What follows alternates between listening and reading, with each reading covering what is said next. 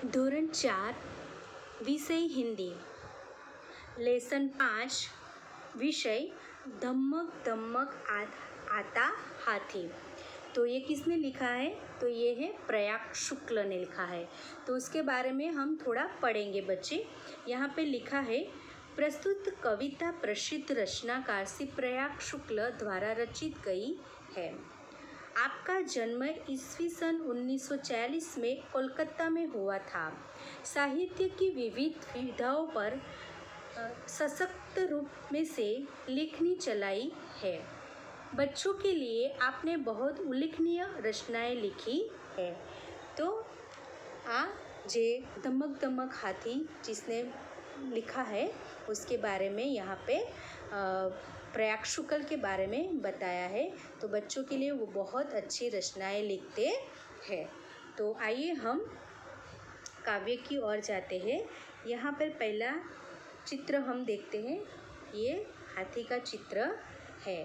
तो हाथी क्या क्या कर रहा है उसके बारे में ये चित्र हमको बताया गया है। तो जैसे जैसे हम यहाँ पे पढ़ेंगे वैसे थोड़ा समझेंगे। यहाँ पे लिखा है, धमक धमक आता हाथी, धमक धमक जाता हाथी।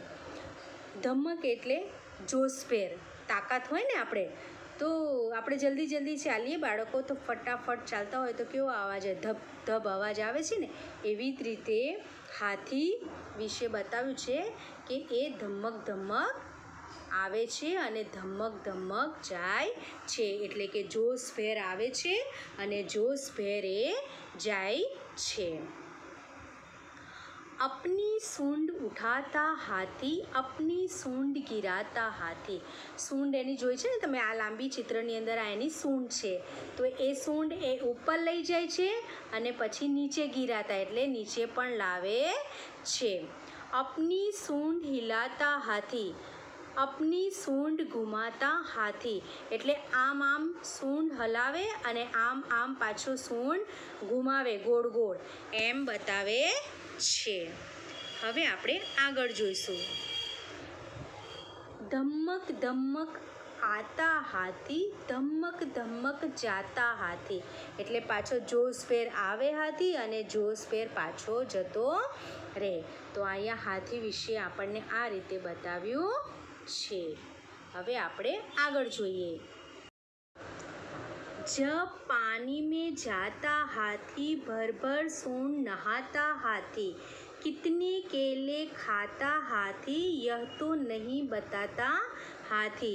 એટલે અહીંયા બતાવ્યું છે કે जब पानी में हाथी जाता है तो भर भर सूंड नहाता हाथी એટલે પાણીની અંદર જ્યારે હાથી જાય ને ત્યારે એની સૂંઢમાં એટલું બધું પાણી ભરે અને એટલું બધું સૂંઢથી પાણી ભરીને નાચ કરે એવું બતાવે છે।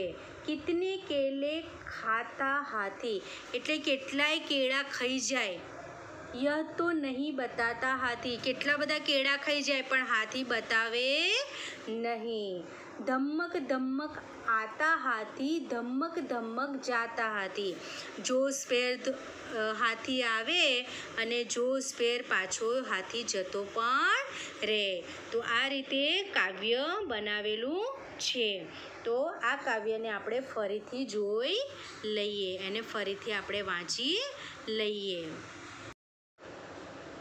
धमक धमक आता हाथी, धमक धमक जाता हाथी, अपनी सूंड उठाता हाथी, अपनी सूंड गिराता हाथी, अपनी सूंड हिलाता हाथी, अपनी सूंड घुमाता हाथी। आगे पढ़ते अभी। जब पानी में जाता हाथी, भर भर सूंड नहाता हाथी, कितने केले खाता हाथी, यह तो नहीं बताता हाथी, धमक धमक आता हाथी, धमक धमक जाता हाथी। तो इस तरह से बच्चों हाथी के बारे में बताया गया है। जैसे कि हाथी धमक धमक आता है, धमक धमक जाता है, अपनी सूंड ऊपर उठाता है, अपनी सूंड नीचे गिराता है, अपनी सूंड घुमाता है, अपनी सूंड हिलाता है, और जब पानी में जाता है तो पानी में वो सूंड भर भर के पानी अपने पर डाल के, शरीर पे डाल के वो नहाता है और कितने केले खा जाता है वो हाथी कभी बताता नहीं है। और बताते हैं धमक धमक आता हाथी और धमक धमक जाता हाथी। तो हाथी के बारे में अपने ये सीखने को मिला है। अभी हम आते हैं शब्दार्थ पे। शब्दार्थ में यहाँ पे लिखा है धमक यानी कि जोश, तेज, पानी एटले जल, नीर, सलील, हाथी एटले गज। तो उसके बारे में ये लिखा गया है। और यहाँ पे अभ्यास है। प्रश्न 1 है कविता का अभिनय के साथ गान कीजिए। तो हमने अभी वो गाना गाया ना, धमक धमक आता हाथी, धमक धमक जाता हाथी। तो आइए हम प्रश्न 2 की ओर जाते हैं। यहाँ पे लिखा है प्रश्न 2, सूचना के अनुसार अभिनय कीजिए। रोना, तो आप रो सकते हो। फिर यहाँ पे बताया हंसना, तो आप जोर जोर से हा हा हा हा करके हंस सकते हो। और फिर यहाँ पे पटाखे छोड़ना। और यहाँ पे बताते हैं कपड़े धोना, पटाखे की आवाज़ आप मुंह से कर सकते हो। कपड़े धोने की जैसे धप धप धप धप आवाज़ आती है ना, वैसा आप कर सकते हो। तो अपना अभिनय अपने आप करने का है। आइए हम प्रश्न 3 की ओर जाते हैं। प्रश्न 3 में बताया गया है पढ़िए और समझिए। उठाना, गिराना, आना जाना, छोटा बड़ा, ऊंचा नीचा, पकड़ना छोड़ना। तो हमें किस तरह से उसको समझना है, आइए हम एक उदाहरण देखते हैं। तो उदाहरण में हम किस तरह से ये उठाना, गिराना, आना जाना किस तरह से हम उसका वाक्य बना सकते हैं, वो भी पहले हम ये समझेंगे। बाद में ब में हमको वाक्य ये शब्दों का उपयोग करके बनाना है। जैसे उठाना मतलब उठाड़ू, गिराना एटले पाड़ी देवू, आना एटले आवू, जाना एटले जवू, छोटा एटले नानू, बड़ा एटले मोटू, ऊंचा एटले ऊंचू, नीचा एटले नीचू, पकड़ना एटले पकड़વું, छोड़ना एटले છોડવું। तो आ पहला આપણે એને સમજી લીધું। ફરીથી એક વખત વાંચી લઈએ। उठाना, गिराना, आना जाना, छोटा बड़ा, ऊंचा नीचा, पकड़ना छोड़ना। तो समझ में आ गया। आइए हम प्रश्न 3 की ब की ओर जाते हैं। प्रश्न 3 का ब में लिखा है ऊपर दिए गए विकल्पों शब्द पर आधारित वाक्य बनाइए। तो विमोल दिए गए हैं। जैसे कि हमने अ में देखा था ना बच्चों, अ में हमने क्या पढ़ा था, शब्द पढ़े थे ना, उठाना, गिराना, आना जाना, ऊंचा नीचा, छोटा बड़ा, है ना।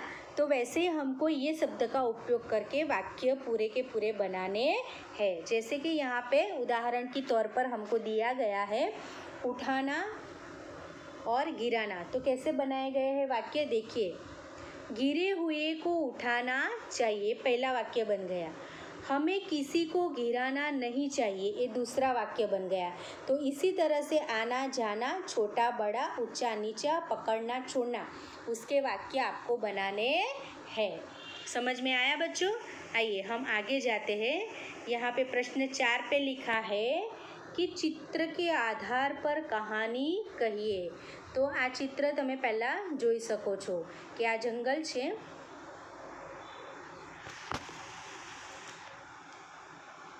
આ જંગલની અંદરનું चित्र છે। આ જંગલની અંદર આપણે સિંહ જોઈ શકીએ છીએ, સસલું જોઈ શકીએ છીએ। પછી ત્રીજા નંબરની ચિત્રની અંદર એની સાથે વાતચીત કરતા આપણે જોઈ શકીએ છીએ। અને પછી આપણે એને કૂવા પાસે લઈ જતા જોઈએ છે કે કૂવો છે અને એની બાજુમાં સસલું છે અને સિંહ છે, એ આપણે જોઈ શકીએ છીએ। તો આની ઉપરથી તમારે કહાની હું કહું છું તમારે સાંભળવાની છે। તો બાળકો, આમ તો તમને બધાને આ કહાની ખબર જ છે, પણ આપણને અહીંયા આગળ કહેવામાં આવ્યું છે એટલા માટે આજે આપણે આ વાર્તા કહેવાની છે। તો એક મોટું જંગલ હતું। એ જંગલની અંદર ઘણા બધા પ્રાણીઓ પક્ષીઓ રહેતા હતા અને ઘણા બધા જંગલની અંદર ઝાડ હોય, બધાનું પોતપોતાના અલગ જગ્યાએ રહેતા હોય છે અને બધા જ લોકો એકદમ ખુશ અને હસી મજાકથી બધા ભેગા થઈ અને રહેતા હોય છે. પણ બાળકો, જંગલનો પણ એક રાજા હોય છે અને એ રાજા સિંહ હોય છે. તો બધા જ પ્રાણીઓ એને માન અને સન્માન આપતા હોય છે. તો બધા સરસ રીતે રહેતા હોય છે. ધીરે ધીરે આ જે સિંહ છે એની ઉંમર થવા લાગે છે, એ ઘરડો થવા લાગે છે. એટલે એવું વિચારે છે કે હવે મારાથી શિકાર કરાશે નહીં અને મને ખાવાનું હવે જાતે શિકાર કરીને ખવાશે નહીં, તો હું કંઈક કરું. એટલા માટે એ શિયાળ અને ઘણા જે એના દોસ્તો હોય છે એમને બોલાવે છે અને પછી એક મીટિંગ કરે છે. તો એ મીટિંગ કરે છે અને પછી શું કરે છે, બધા જ જંગલના જેટલા બી પ્રાણીઓ હોય છે એ બધાને ભેગા કરે છે અને કહે છે કે આજે તમારે મીટિંગ છે અને આપણો જંગલનો રાજા જે સિંહ છે એ આપણી મીટિંગ લેવાના છે, તમે બધા જ લોકો આવી જાઓ. તો પ્રાણીઓને પણ અલગ અલગ વાતો કરવા લાગ્યા હશે, એ લોકો બી ગભરાવા લાગ્યા કે શું હશે વાતમાં, શું હશે. પછી મીટિંગ કરે છે અને મીટિંગની અંદર એવું કહે છે કે હવે સિંહ રાજા છે, આપણા ઉંમર થઈ ગઈ છે, એમનાથી હવે શિકાર થતો નથી, તો એમની ઈચ્છા છે કે તમારામાંથી એક જણ આવે અને સિંહનો ખોરાક થાય. એટલે તમારે એકને આવવાનું, જેનો વારો આવે એ પ્રમાણે, અને સિંહ તમને ખાઈ જશે. આવી વાત મીટિંગની અંદર કરે છે. હવે આ બધી જ વાત સાંભળી અને બધાને મરવું પડશે એવા વિચારથી બધા જ લોકો શું કરવા લાગ્યા, ગભરાઈ ગયા. અને એટલા બધા ગભરાઈ ગયા કે બધા લોકોને ડર લાગ્યો કે હવે આપણે મરવું પડશે. સરસ જીવન જીવતા હતા બધા લોકો, હસી ખુશી મજાથી રહેતા હતા અને બધાને ડર લાગવા માંડ્યો. પછી એની અંદર એક સસલું હોય છે જે ઘણું હોશિયાર હોય છે. એવું કહે છે બધા પ્રાણીઓને કે તમે ચિંતા ના કરો, હું કંઈક યુક્તિ કરું છું જેનાથી આપણા બધા જનો જીવ બચી જશે અને આપણે બધા જ લોકો શાંતિથી રહી શકીશું. તો જંગલના રાજાને કહે છે કે સૌથી પહેલાંનો શિકાર સસલું આવશે તમારે ખોરાક તરીકે. તો કહે છે સારું. પછી બીજે દિવસે સસલું એના ખોરાક માટે તૈયાર થાય છે અને પોતે જાય છે. અને જતાં જતાં એટલું બધું મોડું કરે છે ને કે સિંહ ગુસ્સે થઈ જાય છે, કેમ કે એને ભયંકર ભૂખ લાગી હોય છે કે ક્યારે આવે મારો શિકારને હું એને ખાઈ જાઉં, ક્યારે આવે ને મારો શિકાર હું ખાઈ જાઉં. ને એટલું બધું એનો જે સમય હતો એનાથી એટલું બધું મોડું કરે છે. પછી એકદમ સસલું છે દોડતું સિંહની પાસે આવે છે. તમે ચિત્રમાં જોઈ શકો છો. સિંહની પાસે આવે છે અને ગભરાતા સિંહને કહે છે કે સિંહ રાજા, પહેલાં તો મને માફ કરો કે મને આવતા મોડું થઈ ગયું, પણ મને આવતા કેમ મોડું થઈ ગયું છું હું તમને બતાવું છું. તમારા જેવો જ એક રાજા આવ્યો છે, તમારા જેવો જ છે, અને એ મને અહીંયા આગળ આવવા દેતો નહોતો. એવું કહે છે કે કોણ છે તમારો જંગલનો રાજા, મને એને બોલાવો, મારે એને મળવું છે. હું જ જંગલનો રાજા છું, મારા સિવાય કોઈ હોઈ ના શકે એવું મને કહેતો હતો ને મને આવવા નહોતો દેતો અને તમને એ મળવા માંગે છે. તો સિંહ તો આમ પણ એને તો એવું થઈ ગયું કે મારા સિવાય વળી બીજો કોણ રાજા બની શકે, કોણ છે આ, ચલ મને લઈ જા અહીંયા આગળથી. એમ કરીને સસલાને એવું કહે છે કે ચલ હું આ પણ તારી સાથે આવું છું. તો સસલો સિંહને લઈ જાય છે. અને પછી એ કૂવા પાસે એને કહે છે કે જાઓ અને જુઓ તમારા જેવો સિંહ આ કૂવાની અંદર છે. પછી એ એની અંદર નજર કરે છે તો એનું ચિત્ર પાણીની અંદર દેખાવા લાગ્યું. તો એને તો ઓર ગુસ્સો ચડી ગયો કે આ મારા જેવો ક્યાંથી આવ્યો. તો અંદરથી પણ આવે છે કે તું મારા જેવો ક્યાંથી આવ્યો. તો કહે છે કે આ જંગલનો રાજા હું છું. તો એવું કહે છે કે આ જંગલનો રાજા હું છું. એમ ઘણા બધા સવાલો કરે છે અને સામેથી પણ એનો પડઘાનો અવાજ આવે છે. તો સિંહને તો એવું જ લાગે છે કે મારા જેવો સિંહ અંદર છે. તો કહે છે કે તારામાં દમ હોય તો તું બહાર આવી જા, તો પછી અંદરથી પણ આવે કે તારામાં દમ હોય તો તું પણ આવી જા. તો પછી સિંહને તો એટલો બધો ગુસ્સો આવે છે ને, એટલો બધો ગુસ્સો આવે છે તો ધબાક દઈને કૂવાની અંદર પડી જાય છે.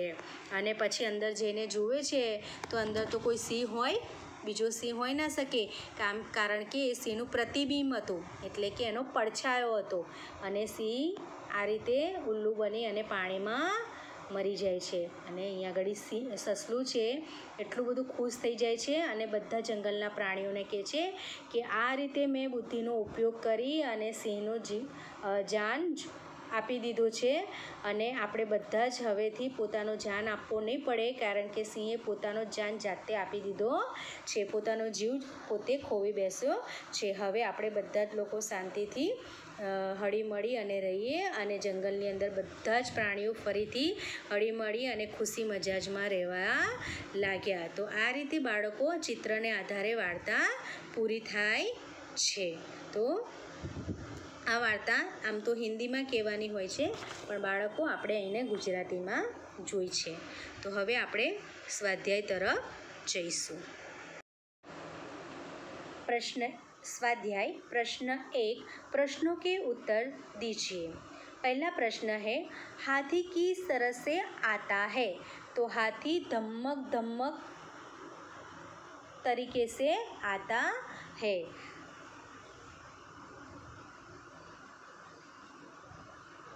दूसरा प्रश्न है, नहाने के लिए हाथी सूंड में क्या भरता है? तो नहाने के लिए हाथी सूंड में पानी भरता है. तीसरा नंबर का सवाल है, हाथी क्या खाकर बताता नहीं है? तो हाथी केला खाकर बताता नहीं है. प्रश्न 4, हाथी पानी कहाँ डालता है? क्यों? हाथी पानी अपने शरीर पे डालता है और नहाने के लिए. आइए हम दूसरा प्रश्न की ओर जाते हैं. प्रश्न नंबर 2, चित्र में हाथी के कुछ अंग नहीं है, उन्हें पूर्ण कीजिए एवं चित्र में रंग भरिए.